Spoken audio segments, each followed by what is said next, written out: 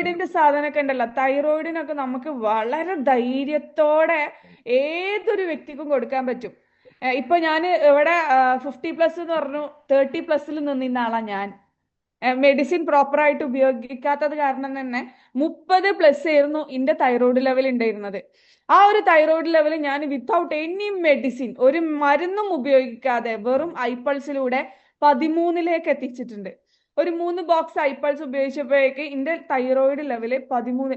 ഞാൻ തന്നെ ആകെ വണ്ടടിച്ചു പോയി. കാരണം മെഡിസിൻ ഉപയോഗിക്കാനുള്ള ഒരു മടി കാരണമാണ് ഞാൻ ആ ഒരു തൈറോയിഡിന്റെ ടാബ്ലറ്റ് ഇടയ്ക്കിടയ്ക്ക് സ്കിപ്പ് ചെയ്തു പോയിരുന്നത്. ആ ഒരു സ്ഥാനത്ത് ഐപ്പൾസ് കണ്ടിന്യൂസ് ആയിട്ട് ഉപയോഗിച്ചപ്പോൾ എനിക്ക് കിട്ടിയിട്ടുള്ള ആ ഒരു മാറ്റം എനിക്ക് തന്നെ വിശ്വസിക്കാൻ പറ്റുന്നുണ്ടായിരുന്നില്ല. അപ്പോഴാണ് നമ്മുടെ പ്രൊഡക്റ്റിലൊക്കെയുള്ള ഒരു വിശ്വാസം നമുക്ക് കൂടുന്നത്. ഏഹ് ഇന്ന് എനിക്ക് തൈറോയിഡ് നോർമൽ ആവാനുള്ള ഏറ്റവും വലിയൊരു സാധനം എന്ന് പറയുന്നത്, ഏറ്റവും വലിയൊരു കരുത്ത് എന്ന് പറയുന്നത് ഐപ്പൾസ് ആണ്.